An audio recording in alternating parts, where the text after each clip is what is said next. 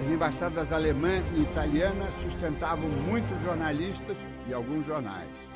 A tradicional Gazeta de Notícias do Rio, que no século anterior publicava as crônicas de Eça de Queiroz, não escondia suas preferências pelas ideias de Hitler. O Vespertino Meio-Dia do Rio, fundado em 1939, era financiado pela embaixada alemã e, mesmo sendo de ultradireita, contou com artigos assinados por notórios esquerdistas como Jorge Amado durante a vigência do pacto entre Hitler e Stalin. A agência telegráfica alemã Transocean oferecia gratuitamente farto material noticioso impregnado de doutrinação nazista que o Globo recusava por influência de um dos seus diretores, Herbert Moses, de origem judaica. A Quinta Coluna utilizou até o cinema ao alugar o Cine Teatro Broadway na Cinelândia, centro do Rio, para exibir filmes alemães. Quando o Brasil entrou na guerra em agosto de 1942, o governo proibiu a utilização de referências aos países do eixo no nome de entidades ou clubes desportivos. O tradicional Hospital Alemão em São Paulo virou Hospital Oswaldo Cruz. O sindicato Condor, que operava uma vasta rede de aviação, converteu-se nos serviços aéreos Cruzeiros do Sul. Um dos mais antigos clubes de futebol do Brasil, o Sport Clube Germânia, virou o Esporte Clube Pinheiro. O Espanha Futebol Clube de Santos tornou-se o Jabaquara. O Palestra Itália de Minas Gerais passou a se chamar Cruzeiro. Com o Palestra de São Paulo, aconteceu o mesmo. O Palestra Itália foi fundado em 1914, agosto de 1914, dias depois de começar a Primeira Guerra Mundial, onde a Itália estava contra o Império Austro-Húngaro e o Império Alemão, vamos chamar assim. A Áustria era a grande vilã da Itália. E o clube foi fundado tendo como sócios honorários o embaixador italiano, o cônsul italiano aqui em São Paulo, para mostrar que a Itália era um país uno. E essa é a primeira bandeira. Palestra Itália. Palestra significando academia, uma academia de ginástica. Mais tarde, isso foi usado para mostrar que o clube era uma academia de futebol, a grande academia de futebol. E Itália, sem acento, porque está escrito em italiano. Quando o Brasil entrou na guerra em 1942 e o Getúlio Vargas obrigou as associações, entidades públicas a não adotarem nomes dos países adversários, o clube se reuniu nesta sala, nesta mesa, para adotar um novo nome. E o nome escolhido, nome brasileiro, um nome associado ao Brasil, Palmeiras. Nesta mesa foi tomada essa decisão numa quinta-feira. No domingo, logo dias depois, o Palmeiras tem que enfrentar, decisão do campeonato, tem que enfrentar o São Paulo. E entrou em campo já com a nova camisa, com a bandeira do Brasil, com um oficial do Exército, da diretoria, para mostrar que o time não era só italiano, mas tinha brasileiros e tinha militares, estávamos numa ditadura, não se esqueçam. Com um detalhe, a camisa do goleiro era a camisa azul, ao contrário da tradição em que a camisa do goleiro é branca, eles escolheram a camisa azul para lembrar a camisa da Azurra. E ganharam. Ganharam do São Paulo, um jogo emocionante.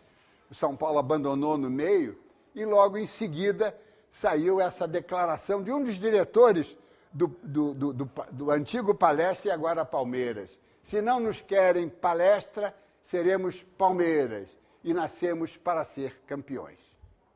As medidas que foram tomadas pelo Brasil na ocasião eliminaram os canais de propaganda fascista, as escolas, as associações, a imprensa, etc. E, naturalmente, tudo isso deixou os imigrados um pouco ou muito desnorteados. Mas o fato mais importante da imigração italiana durante a guerra foi o fato de que, mesmo antes de setembro de 43, quando a Itália deixou de ser aliada da Alemanha e por isso deixou de ser inimiga do Brasil, os italianos foram sim naturalmente reprimidos, perseguidos individualmente e reprimidos, quem sabe com a exceção do Rio Grande do Sul, também como coletividade, mas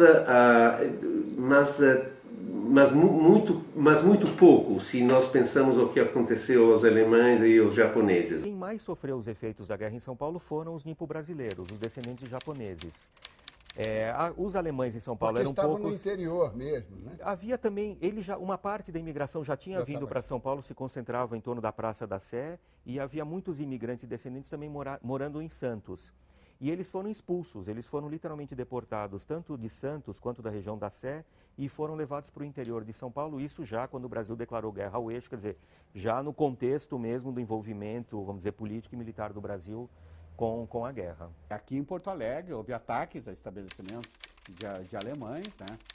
No bairro do Bonfim havia uma fábrica de caramelos, de doces e balas, né? Que pertencia a italianos e que foi incendiada. E eu me lembro, né, do incêndio dessa fábrica. Não foi um horror porque a gente comeu bala como nunca na vida, né? Sobrou para todo mundo ali. Outra história onde entra a xenofobia passa-se aqui no Rio de Janeiro, neste bar chamado Bar Luiz, centenário, que trocou de nome várias vezes, até que finalmente ficou Bar Adolfo.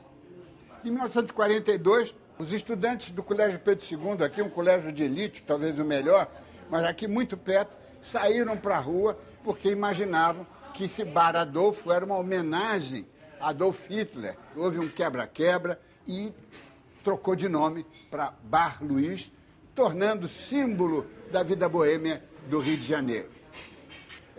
Criança em Vila Isabel, eu assisti na minha rua o velho vendedor de guarda-chuvas ambulante que passava periodicamente pela rua com uma barba, evidentemente judeu, meio curvado, e os meninos da rua, naquele fervor também xenófobo e vândalo, né, começaram a apedrejá-lo, gringo, gringo, gringo, tiraram o sangue dele e ele teve que se refugiar nas casas vizinhas. Muitos anos depois, já repórter, trabalhando na revista Manchete, em maio de 57, eu preparei uma matéria com filhos de sobreviventes da Segunda Guerra aqui no Brasil e localizei uma aeromoça da Paner, cujo pai tinha sido linchado até a morte na Praça Mauá, aqui do Rio de Janeiro. Outra forma de retaliação contra os estrangeiros nascidos em países do eixo foram os chamados campos de internamento. Eles funcionaram entre os anos de 42 e 45 nos estados do Pará, Pernambuco, Minas Gerais, Rio de Janeiro, São Paulo, Santa Catarina e Rio Grande do Sul. Calcula-se que entre 3 e 5 mil estrangeiros inimigos tenham sido detidos. A partir desse momento em que o Brasil está alinhado com os aliados, ele deve demonstrar com ações a sua participação efetiva na questão da contenção do nazismo no Brasil, né? Então, é uma exigência, uma pressão internacional para que as pessoas fossem recolhidas e internadas, que os inimigos de guerra civis fossem recolhidos e internados, porque há uma prática na Segunda Guerra bastante difundida de internamento de civis.